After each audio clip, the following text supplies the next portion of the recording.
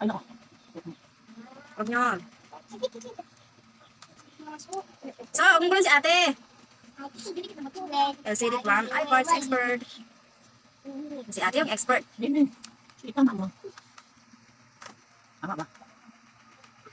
Malabo kasi ni ate daddy. Lawan mo daddy. Kasi ito po naman dito na. Okay. Kasi naman nilaw lang na alam mo. Basic lang yung basic. Pasensya na ho kayo sa kamay at yan ho yung kamay ng masipag. Yung mekaniko po kasi yan ay naisingit lang yung paggagawa ng cellphone ko kasi ilang araw na akong walang cellphone. Yan ho kasi ay naggagawa ng sasakyan ay siningit lang yung paggagawa ng cellphone ko. At sabi ko nga kay Ate Bimbim ay tumulong sa paggagawa para naman ay mamaster niya yung pagpapalit ng LCD ng cellphone. Maigi na at bata pa ay maraming matutuhan.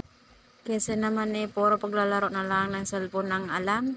Dapat alam din ang paggagawa ng cellphone para mas enjoy yung paglalaro. Ganun. Ang sabi nga lamang ang may alam.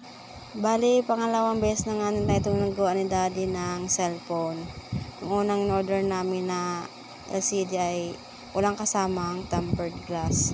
Ngayon ay meron siyang kasama. So, in-order siya ni Glenn sa online sa Lazada. Ang store nila ay iParts Expert. Kasama na siyang tempered glass. Kompleto na siya. Mas maganda siya. Salamat guys sa panonood. Please like, follow, and share. Aking cellphone wala nang basag. May tempered glass pa siya. Paris! Ito yung dati. Basag na basag.